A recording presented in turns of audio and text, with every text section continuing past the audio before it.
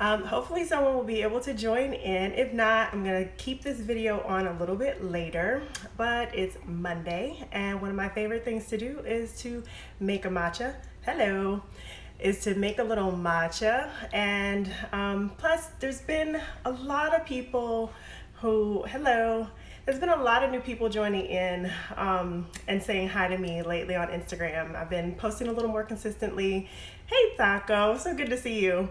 There's been a lot of new people, new faces, so I just wanted to kind of jump on and say hi. And also, one of my girlfriends, I post about matcha all the time, like every Monday, and she was like, you are always talking about matcha, what is it? So I figured I'd jump on and kind of talk a little bit about what it is and make one so that you can see how it's done.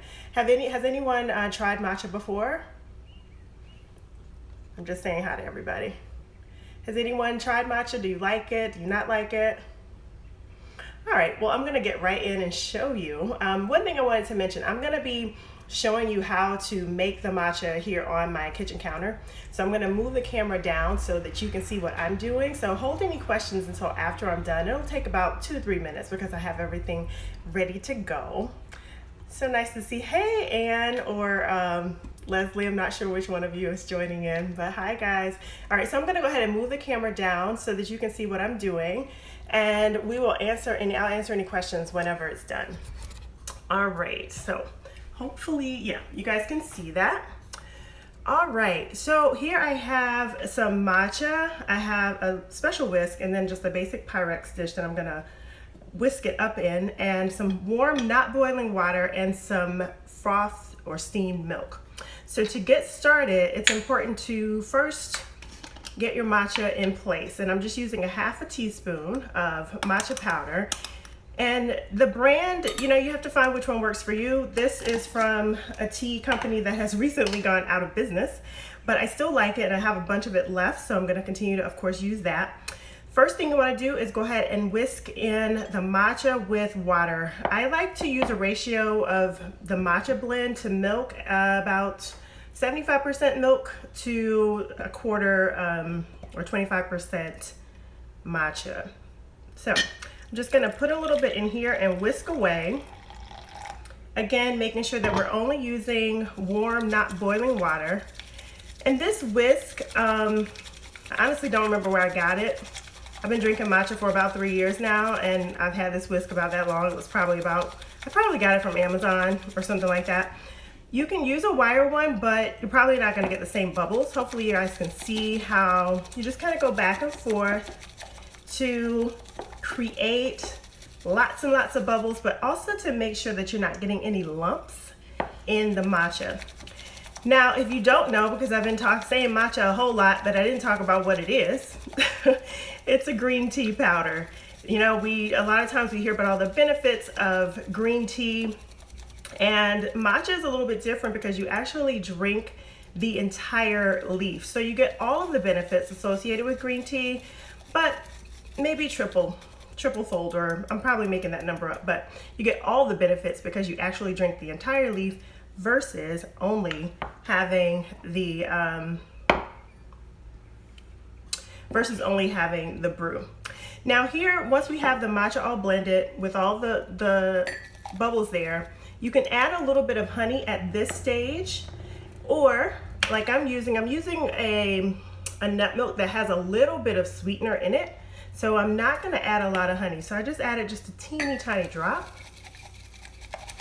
Whisk that in really well. And then we're ready to put it into the bowl or into the mug. So I'm just gonna pour it in. Noticing that there's very little left over. And to that, I'm adding in some nut milk. So I've already steamed this one, and I'm just gonna pour it in, and it's done. It's really that simple. It's a very easy process. So I just made that in real time. Now I'm gonna move the camera back so that I can answer any questions that you guys have and see if anybody's still here.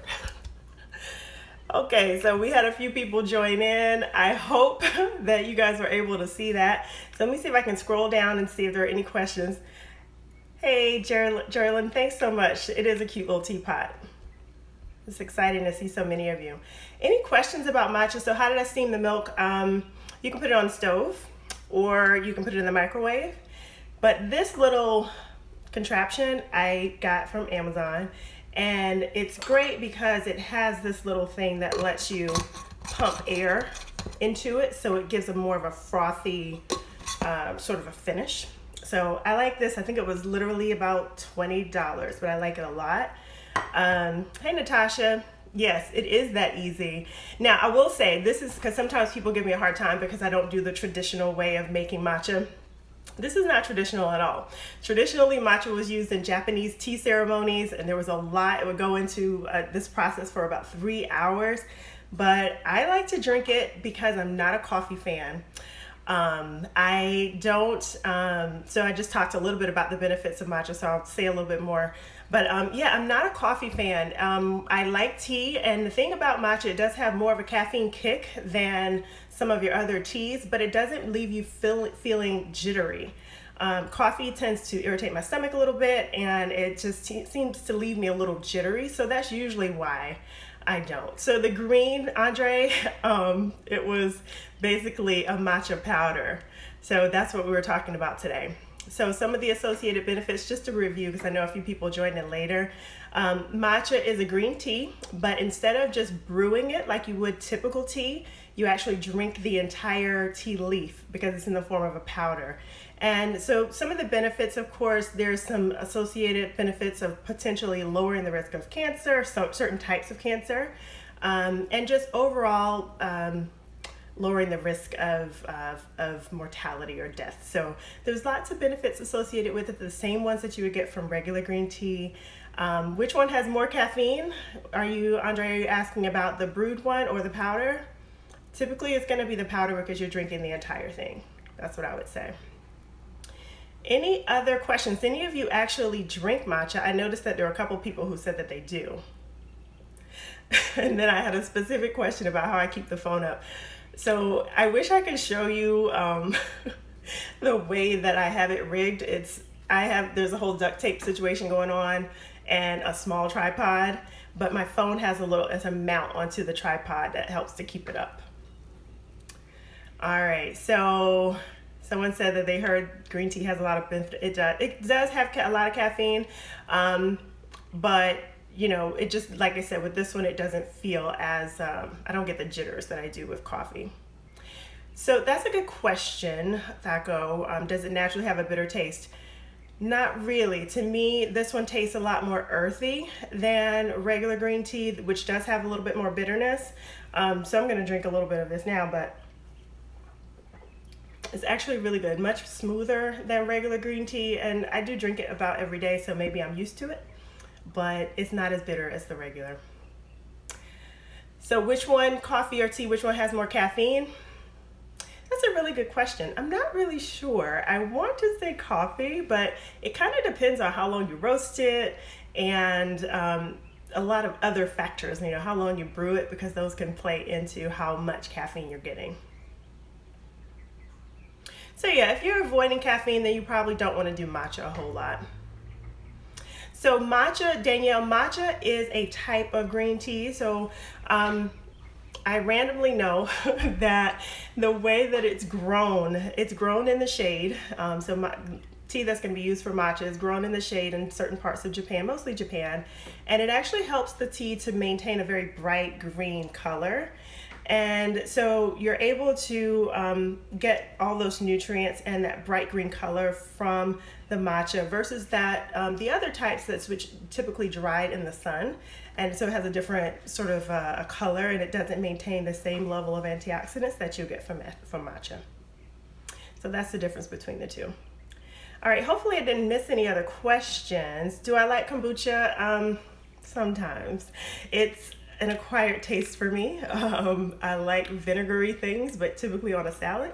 So with kombucha, it depends on who's making it. All right, guys. Okay, one other question about what's a good brand to buy. If you missed it, this brand, I can go ahead and tell you because they actually don't exist anymore, but Tiavana is where I got this one. There's a couple different brands that you might try. Matcha Love is another one, but I don't have one that that I would say you absolutely have to get. Find one that you like, but make sure that you get a good quality one, and it's not cheap. I will not tell stories about that. It is not an inexpensive brand. All right, so that is it. I hope you guys enjoyed this. The whisk I got from Amazon, pretty sure.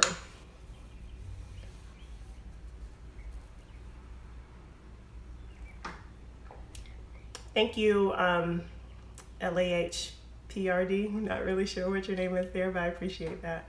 Thank you guys for coming on today, for tolerating my whisking and my matcha drinking. I appreciate it. It's Monday. This is what I do almost every day, but I just thought it'd be good to say hello. Hey, Deanna, thank you. Yeah, I just thought it'd be nice to pop in and say hello, see if you guys had any questions. And also, you know, if you have anything that you'd like for me to talk about, maybe on Mondays, because I used to do this thing called Monday Morsel, and life got in the way and I kind of just stopped.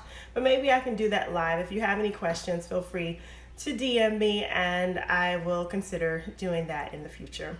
All right, guys, have a great week. It was good to see you, good to connect with you guys, and I hope you have a great week. Bye.